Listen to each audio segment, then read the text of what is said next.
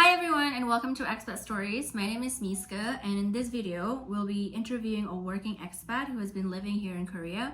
Whether you've been living abroad for a few months or many years, every expat stories is very unique. So my hope is that you are able to listen through these stories and feel less alone. So let's get started. Tell me about yourself and how long have you been living in Korea? Okay, my name is Paula. I'm from Kenya. I came to Korea 15 years ago in 2011, either March or April. So it's now 15 years and then some months. Oh wow, okay. And what do you think is like the most difficult thing that you had to adjust living here? Now I've gotten over it, but 15 years ago when I came, I remember in Daejeon, or the school that I went to, there weren't as many black people. Okay. So of course I could see the stairs and stuff, and it was like the first time I realized, oh, I'm a foreigner, I'm a different person. And I think that was pretty hard. Yeah. And also I think there was a lot of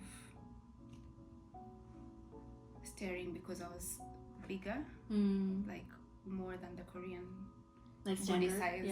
Yeah.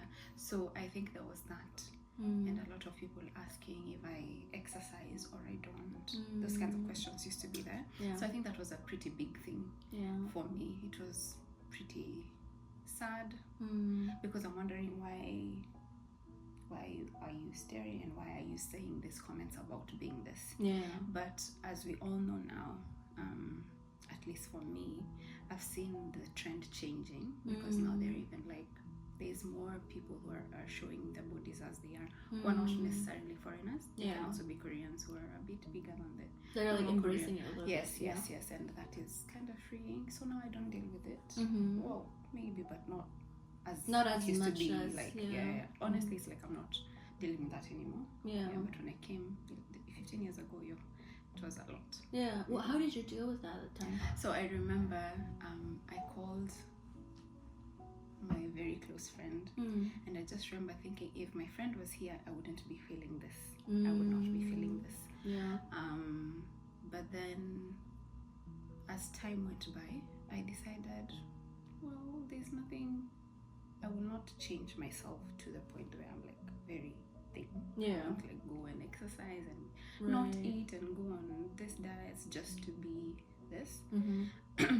So I think decided to block it, and I became like, I remember when someone would ask me like, why don't you exercise? I just say I don't like to. Like I just became, I think it's a type of rudeness, but it was direct. It was very direct. Yeah. Like I just don't want to do this.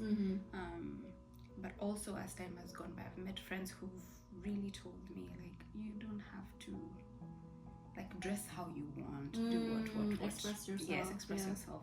Those people know themselves. Maybe they're in this room, but I think that, and also just loving. I think through that I started liking myself. Liking my body, and now I'm working on, like, let's say, can I talk about now how I've dealt with that? Oh yeah, of course. Yeah, like I've found myself now trying to not to hide my body behind big clothes. Yeah, I think that's a thing that has happened now, but before I didn't. I just used to wear just because, but now I'm like, actually this is the body I'm in, this is who I am, like have the confidence to do that. Slowly by slowly I can tell like it's coming. It's changing. It's changed a lot.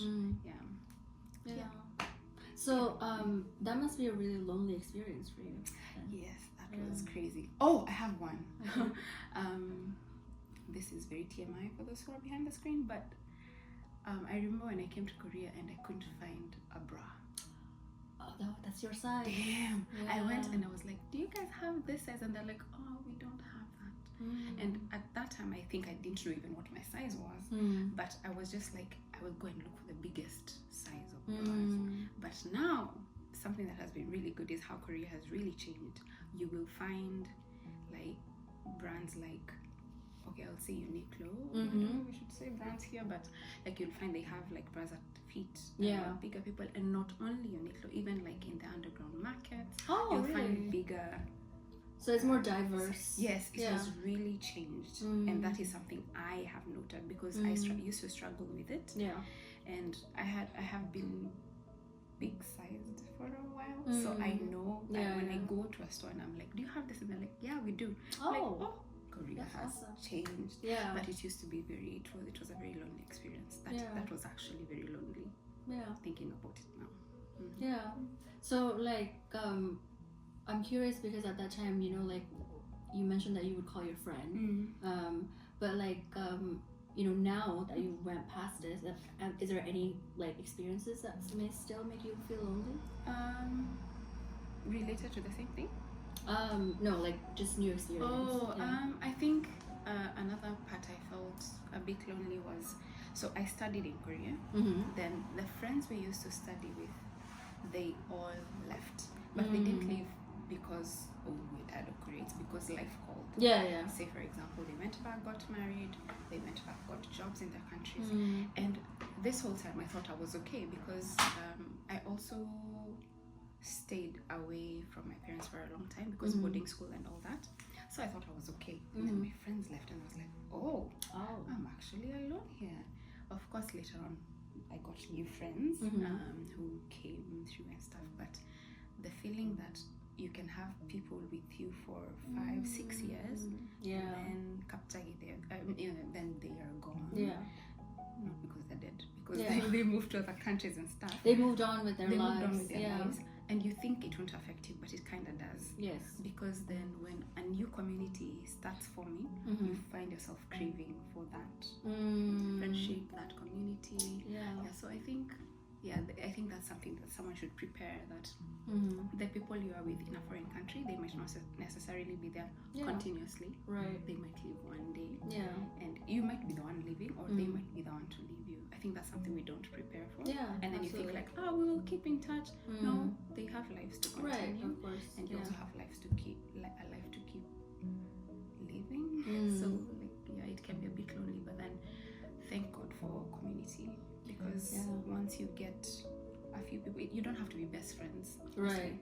But you'll find other avenues to meet people, and luckily you get like close people from that. That's true. Yeah, but it can be pretty lonely when they leave. Yeah. Well, like, what would be an advice for you for somebody like a new expat coming in and you know, like who's feeling loneliness? Oh, I see.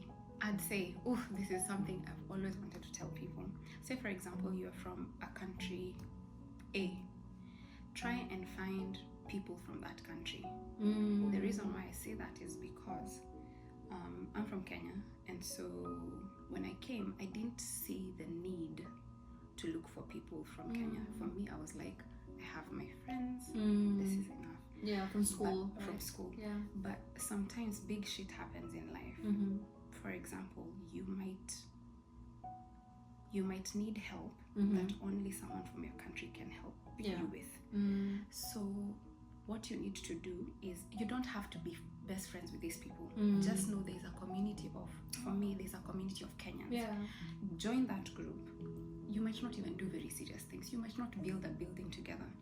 But say, for example, something happens. You will need to know a Kenyan to be able to do A, B, and C. Yeah. So let's say, for example, we are friends, but you cannot help me know how to fly. This will be a very morbid example. Say, for example, I die. If I die, my friends can help around, but the Kenyan community knows how to. There's a Dejan Kenyan. There's a Kenyan who lives in Dejan. She's dead. Her body needs to be taken back. Mostly, the people from your country know the embassy, and somehow, things like will it's just connected. It's connected in a way. It's a very morbid example, but I've seen it happen in our own community. And so, even though you're not getting in there to get any profit or to get any gain, sometimes you need to be. It's a sense of belonging. Yes, it is such a sense of belonging, and also you think that you're okay until you speak English so much, you speak Korean so much, and then one day you're walking, you hear someone speak your country language. Trust me, you will cry. Yeah. You will not even need to be friends with them, but you will cry because you'll feel like, my people. Yeah. So if you're coming into another country, please find people from your country. And you will be fine. Yes, Yeah. do that. I think that's the advice for me. Okay. Well, thank you so much for participating. Yeah. Thank you for having me. Thank you. All right. Hope you guys enjoyed the video. If it resonated with you, please like and subscribe. And if there's any feedback, please write in the comments. Thank you. See you next time.